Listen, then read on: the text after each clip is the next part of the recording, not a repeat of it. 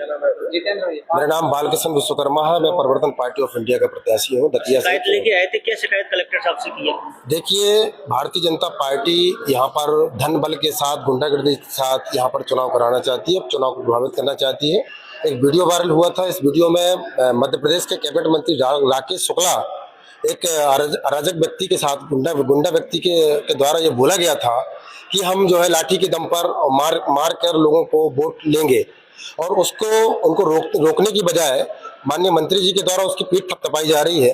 तो कहीं ना कहीं ये देख सकते हैं आप कि किस तरह से भारतीय जनता पार्टी का चाल और चरित्र चेहरा है कि गुंडागर्दी की दम पर और एक दबाव बनाकर पैसे की दम पर ये लोग यहाँ की सत्ता को हथियाना चाहते हैं, विधायक को जिताना चाहते हैं। इसी बात को लेकर जैसे वीडियो वायरल हुआ, मेरे द्वारा तुरंत संज्ञान लेते हुए मैंने तुरंत यहाँ के चुनाव आयोग को कंप्लेन की। चुनाव आयोग के द्वारा निर्देश भी किया गया एसडीओपी महोदय पुलिस को, लेकिन पुलिस के द्वारा आज दिनांक 3 दिन बीत गए हैं। 3 दिन के बाद अभी तक कोई भी कार्रवाई नहीं की गई है। आज मैं माननीय कलेक्टर महोदय को जिला निर्वाचन अधिकारी के पास आया था। हालांकि कलेक्टर साहब ने इस तरह का कोई ठोस कार्रवाई करने का आश्वासन नहीं दिया है, गोलमोल जवाब दिया है, गोलमोल बातों को घुमाने का प्रयास किया है, लेकिन एक प्रोसीडिंग है। कल के दिन अगर हम इसको आगे बढ़ेंगे तो हमको बिल्कुल हमारे साथ 5 प्रत्याशी हैं। 5 प्रत्याशियों के समूह में अगर 24 घंटे के अंदर निर्वाचन आयोग हमारी मांगों को पूरा नहीं करता है, एफआईआर नहीं करता है, तो हम 24 घंटे के बाद इस चुनाव का पूर्ण रूप से बहिष्कार करेंगे और आगे की अग्रिम कार्रवाई हेतु हम न्यायालय की शरण लेंगे। धर्मेंद्र सिंह पवार गोलू भैया। कलेक्टर ऑफिस आए थे आज हम लोग चुनाव बहिष्कार को लेकर के यहाँ पे आए हैं। जिस तरीके से इलेक्शन में ये किया जा रहा है वो कहीं ना कहीं गलत है। दूसरी बात ये है कि हम लोगों ने सुरक्षा के तौर पे एक आवेदन दिया था, तो सुरक्षा आज तक हमें मुहैया नहीं कराई गई है। धर्मेंद्र सिंह पवार गोलू भैया राइट टू रिकॉल पार्टी से, और हम चाहते हैं कि ईवीएम हटाओ, मतपत्र से चुनाव कराओ, क्योंकि ना ईवीएम में कहीं ना कहीं संभावना है गड़बड़ी करने की, तो क्यों ना उस पर मतपत्र पे चुनाव हो जाए। ये हमारा माई की जय निषाद राज, जय माजी।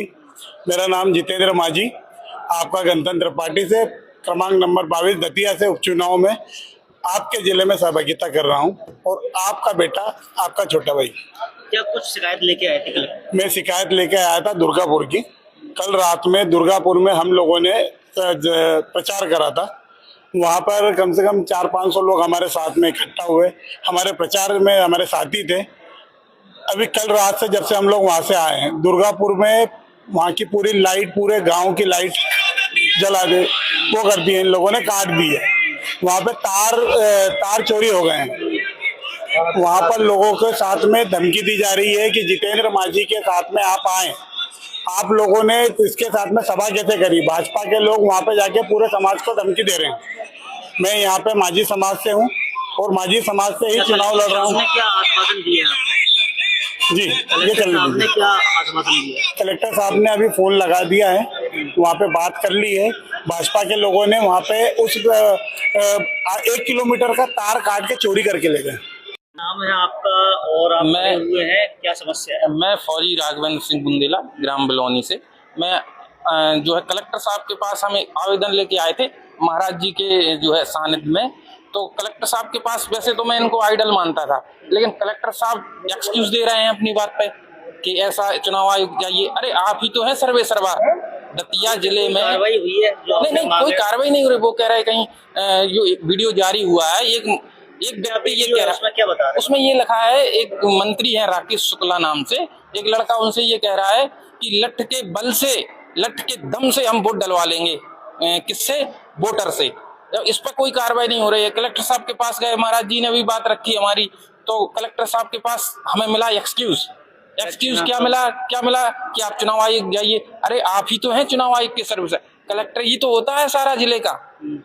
अभी तक जो छवि थी मैं इनको आइडल मानता था, लेकिन मैं नहीं समझता हूँ कि कार्रवाई नहीं कर रहे हैं ये।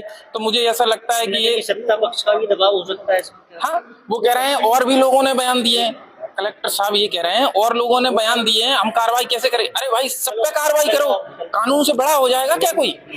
एक आपने देखा हो बड़ौनी में एक लड़के पे एनएसए लगा दिया गया, तो यहाँ पे एक छोटी सी कार्रवाई नहीं हो सकती, जबकि वो गलत है। कलेक्टर साहब का कहना है कि ये किस किस पे कार्रवाई करेंगे? अरे जो गलत है उन पर सब पे कार्रवाई करें। और मैं तो यही कहूंगा आगे क्या आपका रणनीति अगर नहीं हुई कार्रवाई? हम तो जैसे दिल्ली में जंतर मंतर पे युवाओं ने धरना देके और अपनी बात मनवाई और सत्य की जीत हुई, इसी आधार पे हम जिले में भी ऐसा ही काम करेंगे। अपनी विधानसभा में अन्याय नहीं होने देंगे।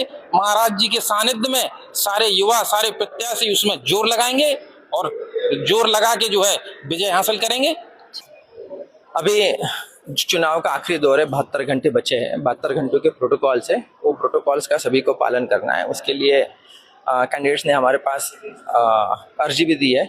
उसमें कुछ अर्जी ऐसी है कि एफआईआर करने के लिए, जो सोशल मीडिया पे बयान दिए जा रहे हैं उसके लिए एफआईआर करने के लिए है। उसके साथ साथ कुछ एमपी लाइट कटी है ये बोल रहे हैं, लेकिन जानकारी में ये आया है कि लाइट में रात में 10 पोल के तार चोरी हुए, ये जानकारी मिली है।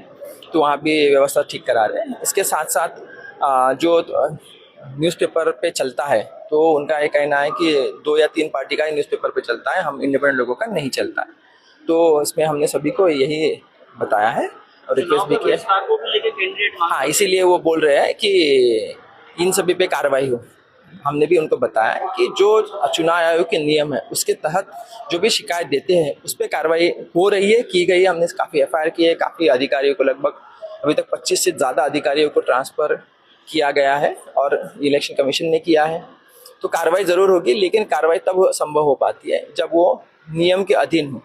अगर 2 न्यूज़पेपर में किसी 2 या 3 पार्टियों की ही न्यूज़ आ रही है, इंडिपेंडेंट की न्यूज़ नहीं आ रही है, तो वो कार्रवाई का विषय नहीं बनता है।